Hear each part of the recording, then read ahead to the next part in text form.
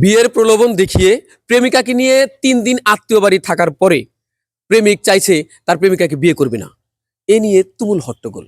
আমরা তাদের কাছ থেকে জানার চেষ্টা করব এহেন ঘটনার কারণ কি এবং কেন সে বিয়ে করতে অস্বীকৃতি জানাচ্ছে।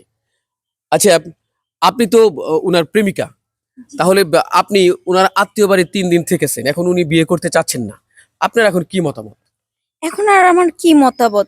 আমার মতামত হচ্ছে আমার মরা ছাড়া কোনো পথ নাই। কারণ হচ্ছে আমার বাবা আমাকে বিয়ে চাইছিল। আমি তাকে ভালোবাসি, তাকে বলে তার সাথে চলে আসছি যে তার সাথে আমি সারা জীবন কাটাবো। এখন সে আমার সাথে ৩ দিন থাকার পর সে এখন আমাকে বিয়ে করতে চাচ্ছে না। এছাড়া তো আমার উপায় নেই মরা ছাড়া। দেখুন, এটা কোনো সমাধানের পথ নয়। তার কারণ আত্মহত্যা এটা মহাপাপ। আপনি এমন একজনকে ভালোবেসেছেন যে আপনার সাথে টাইম স্পেন্ড করার পরে আপনাকে বিয়ে করতে অস্বীকৃতি জানাচ্ছে। তো তাকে বুঝিয়ে বলছেন আপনি? হ্যাঁ, আমি তাকে বুঝিয়ে বলছি। সে কি বলে তার কাছেই জিজ্ঞেস করেন।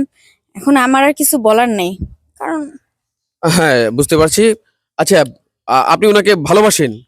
তাহলে যেহেতু আপনি উনাকে ভালোবাসেন, তার সাথে আপনি আপনার আত্মীয় বাড়িতে ৩ দিন সময় কাটিয়েছেন, আপনি একই সাথে থেকেছেন। তাহলে বোঝাই যায় যে কেন তার সাথে আপনি ৩ দিন থেকেছেন। সর্বস্ব দিয়ে যে আপনার পাশে থেকেছে তাকে আপনি বিয়ে করতে অস্বীকৃতি জানাচ্ছেন কেন? দেখেন আসলে কি হয়েছে, ভালোবাসি ঠিক আছে, কিন্তু এখনো ওকে ভালোবাসি না। আর যদি এখনো ওকে ভালোবাসতাম তাহলে তোর বাড়ির থেকে এইভাবে বের করে দিতাম না, ওই দিন পুটলা বাটলি গোছাইছে যাইবো গা। কারণ সর্বশেষ কথা যে আসলে ভালোবাসে যাকে আমি কাছে রাখবো তাকে সারা জীবন রাখবো, কিন্তু এখানে কিন্তু আছে একটা কারণ, ওনার সাথে আমার যায় কিনা এটা তো বুঝতে হইব। ৩ দিনে বুঝলাম যে আসলে ওনার সাথে আমার দীর্ঘস্থায়ী ভবিষ্যৎ পরিকল্পনা করা যায় না। এই জন্য মনে করেন এইখান থেকে আমি সরে গেছি যে নাচছে যে জিনিসটা ২ বছর পরে হইতে পারতো, এটা ঝামেলা ওনারও জন্য সমস্যা, আমার জন্য সমস্যা। সো ৩ দিনে এই ঝামেলাটা আমি শেষ করে দিলাম।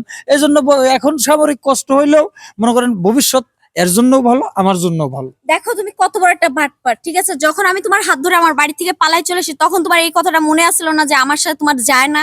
আচ্ছা, আপনি ৩ দিন একসাথে আপনারা দুজন থেকেছেন। তাহলে এই মেয়েটা ৩ দিনে আপনি যখন তার সাথে একসাথে থেকেছেন, অনেক কিছু আপনাদের মধ্যে হয়েছে, এটা আমি জানি এবং আমার দর্শকবৃন্দ যারা আছে সবাই কিন্তু জানে।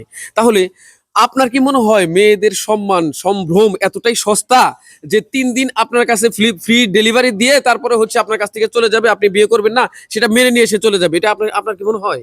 দেখেন এখন এখন যদি মেনে না নেয় তাহলে ভবিষ্যতে আপনারা যদি জোর করে আমার এই জিনিসটা চাপাই দেন তাইলে তা দিতে পারবেন, কিন্তু পরবর্তীতে জিনিসটা কি ভালো হইব এটাও তো আপনাদের বোঝা উচিত।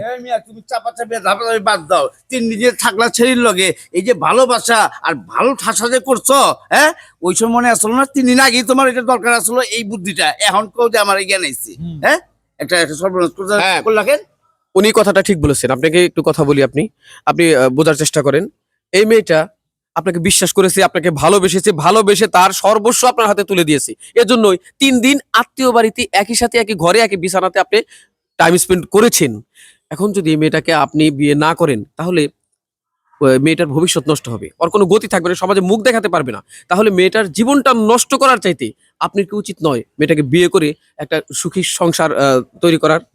আপনাকে আপনি বলি, আপনি সব ভুলে যান, আপনি মেয়েটাকে বিয়ে করুন।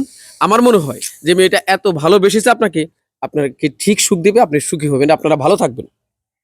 যেহেতু আসলে আমি সত্যি মনে একটা ভুল ডিসিশন নিচ্ছিলাম যে আসলে আপনারা যেহেতু সবাই বলতেছেন যে আসলে এই মেয়ে থাকলে ভালো হইব, তাহলে আমি মাইনা নিলাম।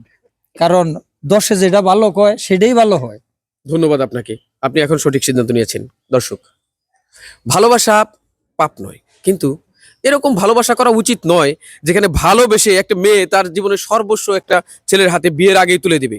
তাই মেয়েদেরও সাবধান থাকা উচিত। তার কারণ সমাজে এরকম অনেক লম্পট রয়েছে যারা ভালোবাসার প্রলোভন দেখিয়ে আপনার সর্বনাশ করে শেষে আপনার হাত ছেড়ে ঠিক চলে যাবে।